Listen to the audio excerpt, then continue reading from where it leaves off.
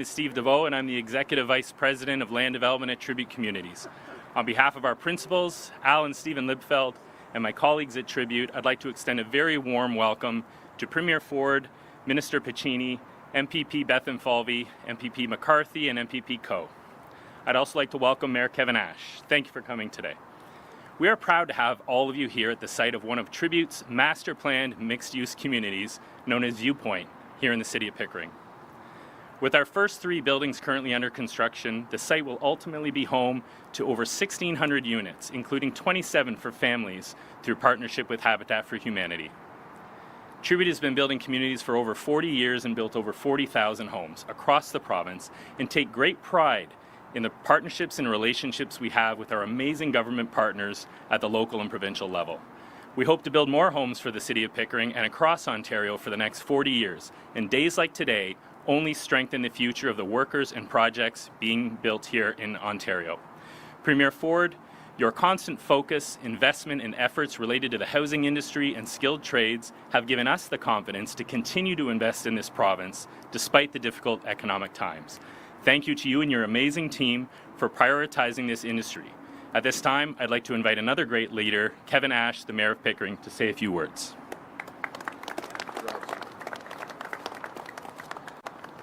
Thank you, Steve. Good morning, everybody, and welcome to Pickering. It's truly a pleasure to welcome you here in our beautiful city. I want to extend a warm welcome to Premier Ford, to Minister Piccini, the Minister of Environment, my friend Todd McCarthy, the Honourable Peter Bethenfalvy, who has a second job as Minister of Finance, but his first job is the MPP for Pickering Uxbridge. Your presence today demonstrates your strong commitment to the people of Pickering and Durham region, and we are grateful for your continued support. Ontario workers, Mr. Premier, are the backbone of our economy. Right here in Pickering, we're proud to be home to a growing and diverse workforce, especially in critical sectors like construction, skilled trades, manufacturing, and much more. From apprenticeships and training opportunities to new infrastructure and housing development, our region is buzzing with activity and ambition. But we know times are challenging. Between tariff pressures, economic uncertainty, and the ongoing housing crisis, it's clear our communities and local employers are facing real challenges. That's why this announcement could be more timely. This announcement is an investment in our youth, our workers, the future of Pickering, and all of Ontario. It will help individuals gain skills and access good-paying jobs while supporting local businesses that are ready to grow and hire. And ensures projects like Tribute Communities Viewpoint keep moving forward, addressing housing needs and creating real economic opportunities here at home. This investment is exactly what our region needs as we continue building a strong and inclusive future. So once again, thank you, Premier Ford, Minister Piccini, Minister McCarthy, my friend MPP Coe, and Minister Bethenfalvy for being here. And with that, I'd like to introduce our MPP and the Ontario Minister of Finance, the Honourable Peter Bethenfalvy.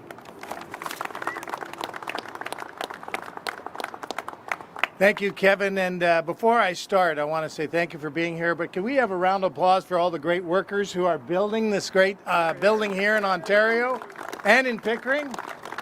And Steve tells me there's a few more buildings in the hopper, so keep building. You know, that's what we love. People need housing. They need affordable housing. And working together, we're going to get it done. We're building together. And good morning, everybody. It's fantastic to be here with Premier Ford. I think he's visited Pickering dozens of times, a great supporter of not only Pickering, but the whole region. My colleague, Todd McCarthy, all the way in Durham. Minister Piccini just on the other side of the border, right next door, and partly in Durham. And, of course, the great MPP for Whitby, Lorne Coe. By the way, Lorne Coe, you know, I call him the Gordie Howe of politics because he's run 9 times and he's won 9 times. And the 10th time will make him, does anyone know what? The Guy Lafleur. And then my Toronto colleagues say, no, the George Armstrong wore number 10. So 9 for 9, 10 for 10, Lorne Coe. You know, Pickering is a city on the rise. We've got towers and building and a growing community all around us, and people want to live in this community. It's attracting growth and attracting investment and attracting opportunities where people can live, get a good job, get an education, and raise a family safely and to thrive in this community. But none of this happens by accident. It takes commitment and strong partnerships and a shared vision to bring this together for a more brilliant and resilient future for not just residents here in Pickering and in Durham, but right across Ontario. Yesterday, we launched the new Protect Ontario financing program with up to $1 billion in funding available to support Ontario businesses impacted by the U.S. tariffs. This funding will help avoid business closures, protect workers from layoffs, and safeguard critical supply chains in the face of U.S. tariffs and economic uncertainty. And under the leadership of Premier Ford, our government is leaving no stone unturned in our efforts to protect workers and businesses from the economic challenges facing Ontario. So it's with that, as part of the great team that we have under Premier Ford, to introduce a good friend and colleague, someone who works 24/7 on behalf of the workers across Ontario and the skilled trades, a friend of mine, the Minister of Labour, Immigration Training and Skills Trade Development. I'm glad it's on the screen because I'd never remember all that. The Honourable David Piccini. Thank you very much. Thank you, Peter, and good morning, everyone. Thank you to my colleague, Peter Bethelin-Falvey, for that introduction, for the incredible work he's doing to support and finance these programs that support workers, our next generation. He's right. Today is about them, and today is about the tens of thousands of them who are in the pipeline, who want to be a part of building a stronger Ontario. And it's an honor to be here today with Premier Ford in Pickering, home to some of the hardest working people in our great province, and a symbol of Ontario's strength. Thank you to ResCon, Andrew and Tribute Community, Steve and Al, a titan in the industry, for welcoming us all here at this site today. Over 1,600 units coming online. And a special shout out, of course, to all of the guests who are standing alongside us. My colleagues MPP McCarthy, MPP Coe, Christine, Vice Chair of the Board of Directors at the Innovation Cluster, Neil Forrester, CEO of Substance Cares, Dave Ellis, President of First Robotics. Of course, Dan, whose wife is great-grandfather is, it's just incredible. Diefenbaker, I feel you should be at the podium here. John Diefenbaker. Dan is president of DNR Custom Steel. He's doing an incredible job. Taylor Drew, owner of Drew Carpentry. Taylor, thank you for the work, Tyler, that you're doing. Greatly appreciate it. And of course, Ian Howcroft, who's here, Skills Ontario, who are literally breaking down barriers for youth, tackling the stigma that has traditionally been associated with the skilled trades. He's tackled it, promoting better training, better jobs with bigger paychecks, and you're at the backbone of that. So thank you, Ian. Since 2021, our government, under the leadership of Premier Ford, and with the support of incredible industry leaders, has helped connect over 700,000 job seekers with training opportunities. Just think about that, 700,000 job seekers, to start rewarding and successful careers through our $2.5 billion Skills Development Fund.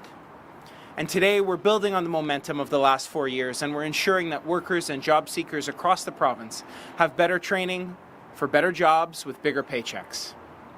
And we need that, of course, now more than ever before. We're at a critical point, and a point in time where protecting Ontario and Canada is more important than ever before, and this Premier has answered the call. He stepped up, uniting this country, ensuring our workforce and our province is ready to meet any challenge. But to do that, you got to make sure you're training the next generation. And we have an ambitious plan to build, a $200 billion plan. Roads, bridges, factories, and homes. High-rise buildings like the ones you see behind us. And that means we need a strong, highly skilled workforce to get it done. And with 1 in 3 men and women in the skilled trades are retiring in the next decade, we need a next generation of apprentices. Recently, we announced our 6th round of the Skills Development Fund, $260 million for innovative projects that are going to protect Ontario workers, equip them with the skills and tools they need to succeed. And that's why we're here today, to highlight how we're training the workers who will build Ontario's future. You're going to hear from Premier Ford. It's all about partnership. You have so many incredible partners here, offering rewarding opportunities, exposing youth to VR, equipping youth with the skill sets they need to thrive, equipping teachers with the skill sets they need to teach a next generation of trades workers, supporting folks in the construction sector, not just with skilled trades, but with the skill sets to take on and run companies. And of course, we're leaving no one behind, supporting over 40 youth. Today you'll hear from Premier with autism. You know, not enough young men and women with a developmental disability are unemployed. And under this Premier, we're tackling that with our Skills Development Fund. So with that, whether it's construction, manufacturing, or the skilled trades, Ontario workers are our past. They're our present and they are our future, and that's why we're here today. And under the leadership of this Premier, we believe in the strength of those workers. We believe in the power that training has to change lives. So I want to introduce a champion for the next generation of workers. There's no bigger champion than our Premier, Premier Doug Ford. Thank you, everyone.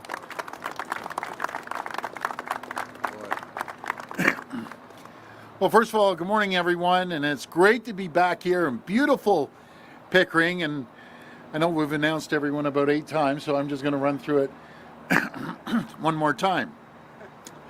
Joined by the Minister of Money, I call him Moneybags, Minister Bethan Falvey. He watches every single penny there is. He always says, I have one hand in his pocket, and Minister Vic Fideli has another hand, but we're just trying to make sure we get that money out the door. Minister Piccini, you're doing an incredible job. Minister McCarthy is, and the best dressed guy ever, Minister, yeah, it'll be a minister very shortly, hopefully, Lauren Coe. Thank you, Lauren, for everything you do, and the great Mayor, Kevin Ash. I also want to thank, as you heard earlier, Steve and Al and Phil from Tribute, and I love your ads too. One of the top in the entire country when it comes to residential builds, and I just want to thank you for everything you do, as well the entire team at ResCon for hosting us today. And we never forget, as I know they've been mentioned a couple times, but the great skilled trade workers right behind us, nothing would happen without them. And I just want to, again, say thank you to everyone for coming today. Folks, I want to first acknowledge this morning's announcement that the Ontario Public Service will be returning to office full-time in the coming months.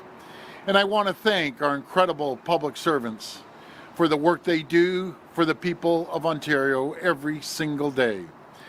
Ontario's public service is the best in the entire country.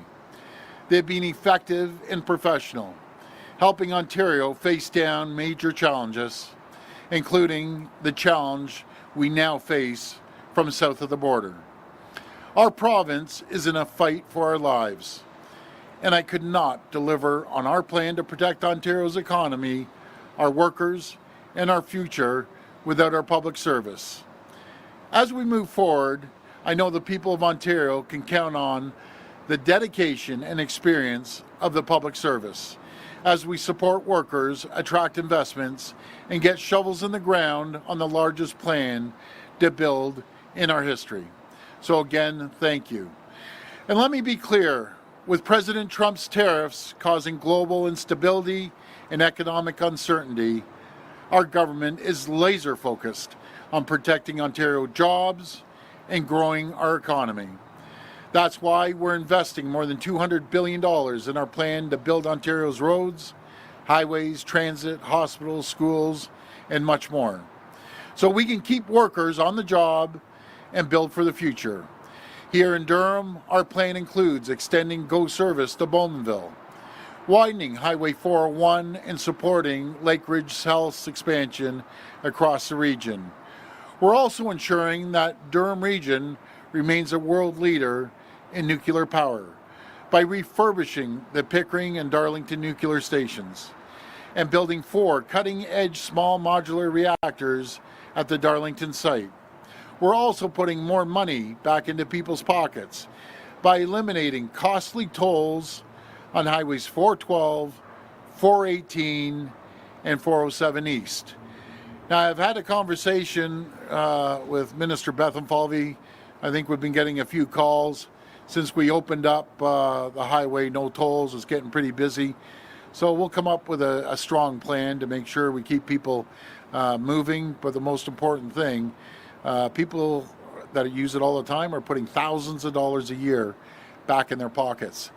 It's all part of our plan to protect Ontario, and the best way to protect Ontario's economy is to invest in Ontario's workers. That's why I'm so proud of our Skills Development Fund. This fund is helping organizations across the province provide the training and upskilling that job seekers need to find good paying work. In the face of President Trump's tariffs, that support for workers is more important than ever before. That's why we expanded the fund to a total of $2.5 billion in this year's provincial budget. This expanded fund will help train even more workers and help Ontario stand up to tariffs and economic uncertainty.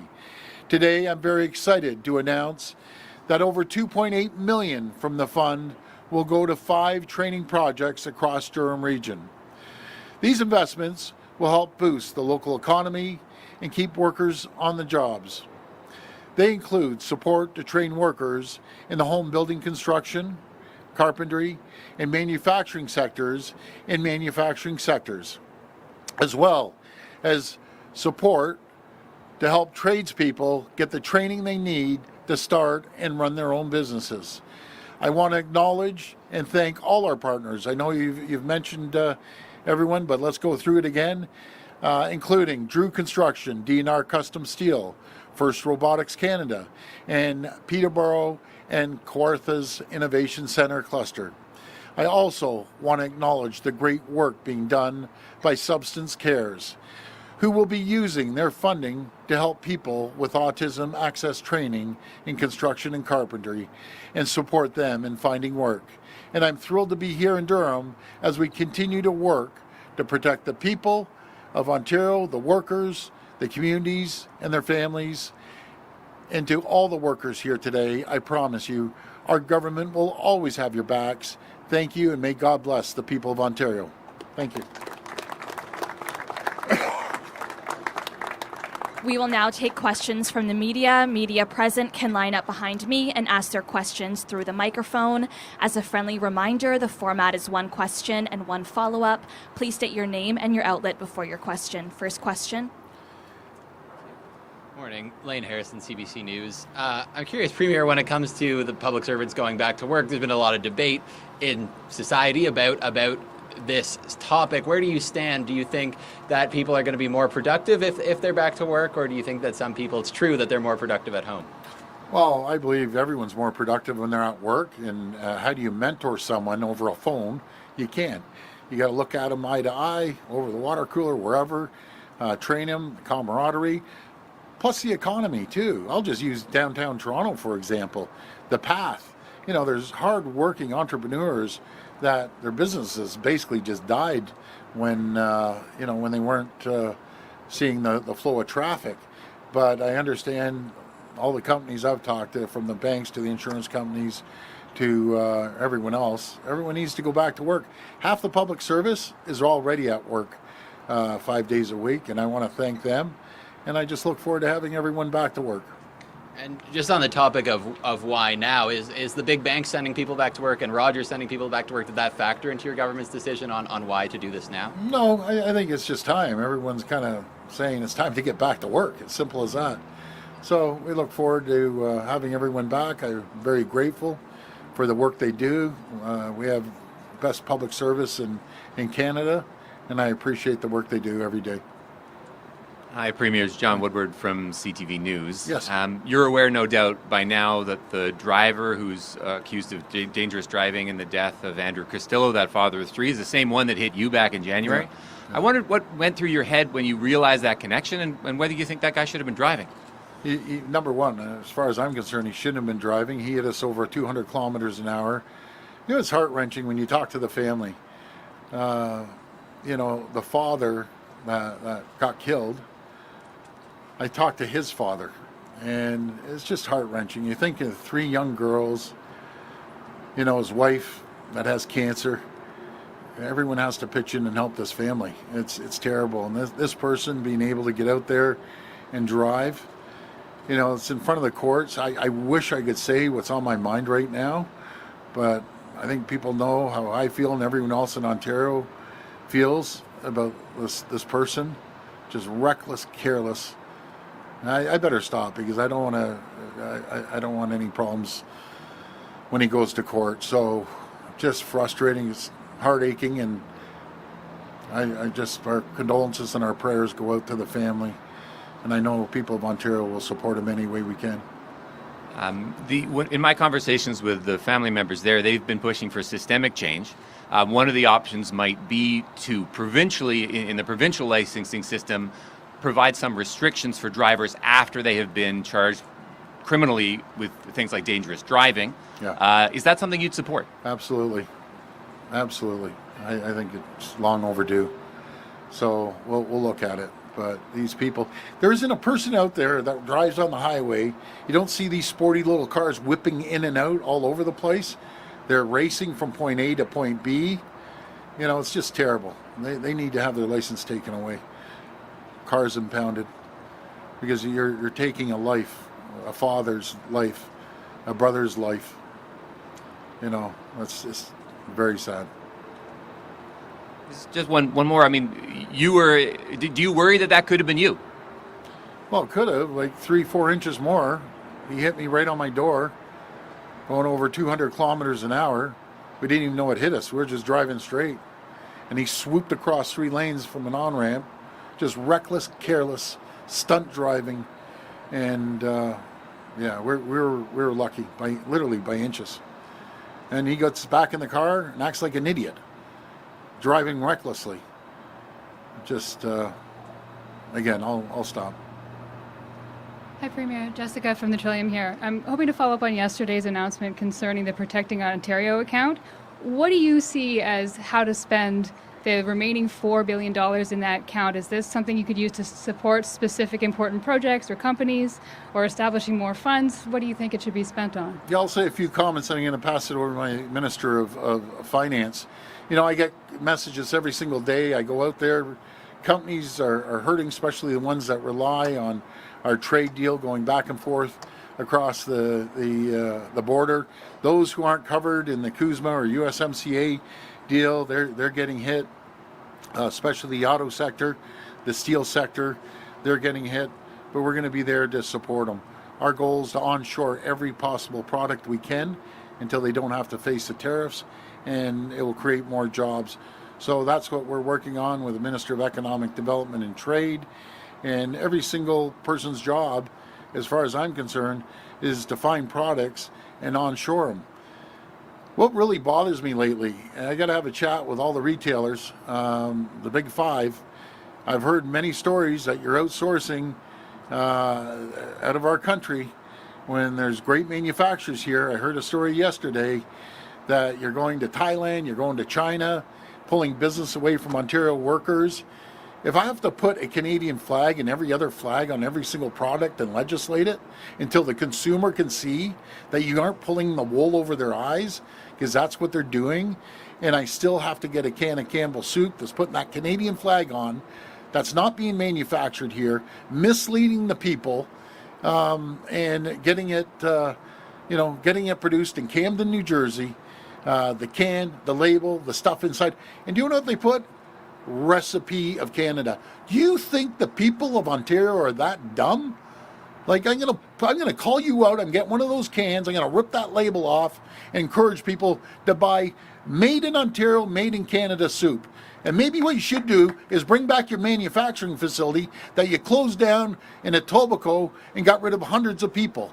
But I just can't stand sneaky companies that do stuff like that. So, I'm sorry. Over to you, Peter. You got on a rant there. You're on a roll, Premier. No, thank you for the question. Look, Premier, you and I and a few others were at the Oshawa plant a few months ago. There's a lot of anxiety and uncertainty at the auto sector, the steel sector. The message is we've got your back, whether it's skills development, whether it's the liquidity facility that we announced yesterday, whether it's the next $4 billion, whether it's putting out tax deferrals, some $11 billion that we announced 4 or 5 months ago. We're going to be there. And I'll tell you what, there's a lot of uncertainty, but I'll put up our Ontario workers, our education system, our skilled workers, and our innovative riskers of capital against any economy in the world.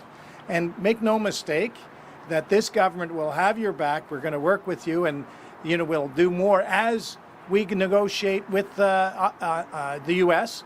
Clearly, the trading relationship with the U.S., as the Premier just said, is going to change forever. It's not the same. Now, by force of geography and culture and language, we're going to continue to have a great relationship with the U.S., but now tariffs don't help anybody. They don't help the U.S., they don't help Canadians. It's a tax on U.S. consumers. And while we go through this period of uncertainty, make sure that Ontario and this government will work night and day to make sure that we can transition to a more productive time and rise up again with our economy. Thank you. Thanks very much. He does a great job, by the way, watching every single penny. Sorry, Premier, I didn't mean to interrupt. No, sorry. For my follow-up, I was wondering if you could elaborate on the comments you made earlier about calls Minister Bethlenfalvy is getting about highway congestion now that there are no tolls on the formerly tolled highway.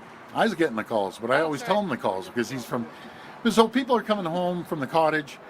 It's getting pretty jammed up on there.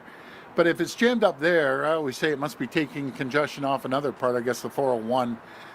So I think in the long term, we might have to we'll work with the Minister of Transportation and obviously the person that controls the money, Minister Bethlenfalvy, to see if we can maybe add lanes on either side. I know through his great leadership and the rest of the Durham team, they're widening Highway 7, and the mayor is as happy as punch about adding those extra lanes along Highway 7 because they're growing so quickly, and adding companies up here because the mayor has created the environment and conditions for companies to come here and invest in their innovation park, and they're just, he's a great mayor. He's doing an incredible job. So we're looking at a plan to lighten up the traffic. Hey, Premier. Barbara with QP Briefing. Hi. My question is about a case that took place in March this year. A judge appointed by your government refused to give a 5-time impaired driver the mandatory sentence of 4 months in jail that is required by law. This judge, Justice Kathira Jalali, gave respondent Joseph Leclerc 4 months of house arrest instead of the mandatory 4 months in jail. And as I said, the respondent was a 5-time impaired driver, and he was high on fentanyl and driving the wrong way down a Mississauga street while on a 2-year driving ban. This judge was appointed by your government, so you have said in the past, just like seeing her actions now and considering, everything you have said about bleeding heart judges, do you think you made a mistake in this appointment, and do you believe she should be reprehended for refusing to follow the law? That's the best question you've ever asked me. Wow. That's a very good question. I'm going to look into this, Judge. I don't even know. I don't sit there and handpick judges. That goes through a whole process, Attorney General and everything. But you're right. We do have weak-kneed judges. Not all, because we have great judges. Let me qualify that. Great judges, but we have some weak-kneed ones that make big-time mistakes. And so I'll look into this. But I'm glad you're holding them accountable. That's good. The media has a role to play. You got to call them out. You got to call them out by name, too, because who are they accountable to? Judge gets a job. He has a job for life. It's like that judge that made a big mistake on the bike lanes. But, anyways, we'll look into that. But thank you for that, and keep calling these ridiculous non-sentences out if you could, because who does that, right? Guy's been impaired 5 times and let him out? You got to be kidding me. And by the way, we're building quite a few more jails to keep all these bad guys in jail. Thank you, Premier. I'm not sure if you're going to like the second question That's as all right. much as about I get housing. the good and the bad, but go ahead. So the CMHC projection showed annual housing starts dropping into the low 60,000 range from 2025 onward, which is far below the 150,000 to 175,000 annual target that you set out. So pretty much what this means is that from 2026 onwards, Ontario will need to build nearly 3 times its forecast pace to hit the annual 170,000 yearly target. And this is despite considering long-term care beds, retirement homes, and student dormitories as well in the housing statistics. So you said that you're going to meet with the PM this Monday for a heart-to-heart. Just wondering if you're going to make the case for him about removing the HST entirely federally and provincially, and not only for first-time home buyers, especially considering these last numbers? That wasn't a bad one. That's an accurate statement. That was very good, actually. You know, you go peaks and valleys. I'll tell you what's causing this problem. Number one is the uncertainty. People are nervous as anything out there if they're going to have a job or not. That's probably one of the number one reasons. Number two, the Governor of Bank of Canada has to lower those interest rates. He mentioned that below 2%, he'll lower them. Didn't lower them. Got 2.75%. Knock them down 0.5% or even a full percentage. You'll see the market take off like greased lightning there. And as for the HST, I got my knuckles wrapped a little bit from the finance minister because he's doing his job. That's a lot of money, but that's something we'll sit down with the finance minister and the prime minister and see how we can look at the HST for certain sectors. And the other thing is a big one. I know the mayor may not like this, but the DCs. You got to knock down some of the DCs. So if everyone pitches in, the province, the cities, and the feds, it's never just one level of government. We need everyone pitching in. And then the stress tests. Folks, I'm going to simplify this. If people don't understand the stress tests, let's just say your interest rate, I'm just throwing out wild numbers, 3%. You go to the bank, they put 2% on top of that. You have to make sure that you can handle a 2% interest hike. Let's knock it down by 1% at least. And I get it. You don't want to be in the 2008 scenario that you owe more than what the house is worth, but you got to get more people approved to buy homes. And how you're able to buy a home is get a good paying job. And so we're trying to create that environment and conditions. But I can promise you one thing, we're going to get out of this little rut. You ask the construction professionals, been in the game longer than I have. You've up and down, and this time it's down, but it's up to us to create the environment and conditions to give people confidence. Can I sorry, Premier, very quickly, can I get a yes or no on whether you're going to bring up the HST cut to the I'll mention it to them, but we have to be prudent fiscal managers too, and that's something that I appreciate the finance minister. I'm out there saying, yeah, let's get it done. He's saying, hey, we got to watch the dollars and cents. And that's why I love him. I always tell him he's the best finance minister ever. So it's a happy balance. But we'll run through it, and we'll do everything we can. We'll do everything possibly we can to make that happen. Here he comes, the money man himself. We are attached at the hip. I just want to point out on tax cuts and reducing taxes, there's no government, there's no premier across Canada that's done more work together cutting taxes and fees. We're a government that puts more money back into people's pockets, back into business pockets so that they can invest. They're the risk takers, they're the spenders. Just in the last budget, I highlighted that we had $13 billion of tax cuts, fee relief for businesses, and $12 billion. $13 billion for businesses, $12 billion for individuals. So we're always looking at ways that we can put more money back into people's pockets and businesses, and we do it very fiscally responsible. We have some of the best debt metrics in over a decade, interest metrics over the last decade. And don't listen to me, listen to the two credit rating agencies that upgraded our credit rating. And by the way, our tariff budget that we put together in May after getting reelected, other provinces had their budgets and credit ratings downgraded. We didn't. So we're fiscally responsible with our money so that we can put money back into people's pockets and back into businesses' pockets, and that's why I think we do so well together, Premier. Absolutely. This will be the last reporter. I'm melting here, literally. There's a lot to melt, I'll tell you. I'll try and make it quick. Hi, Premier Alison Jones with the Canadian Press. Hi, Alison. I wanted to ask about the wildfire situation. There's a lot of fires across Ontario right now, even in Kawartha Lakes. And I think just about every province in the country right now is experiencing wildfires. So resource sharing between provinces must be kind of difficult at the moment. Given all that, is it time to look at putting more resources into wildfire fighting? Yeah, we are actually. We're buying new water bombers. The problem with the water bombers, they're taking 3 to 4 years because everyone needs them. We're also looking at the large helicopters that you've seen on television scoop up water. We put resources in Newfoundland. We have some water bombers there. I had a call from Premier Holt from New Brunswick. They're facing problems. It's a conversation that we had with the Prime Minister that we need resources, national resources across the country because it happens frequently.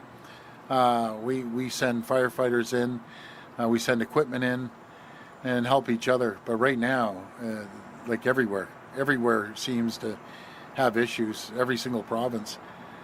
So we're putting more money in to answer your question. But we need to do it quicker. We got to get the company that makes the water bombers to make them a lot faster, quicker.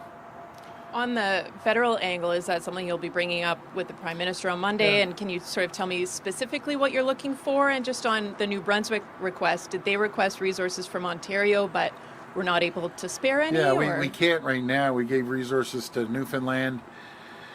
And we brought this up to the Prime Minister over at the Council of Federation meeting. And we're going to follow up on a conversation. I'm sure he understands the situation that we're facing across the country, but it happens every year. So we need to ramp up everything possible. I had a meeting with David Piccini, and that actually came up today with our friends from the Firefighters Association. So we're building a good, strong strategy. That concludes our press conference. Thank you. That's great. Thank you, everyone. Take care. Bye-bye.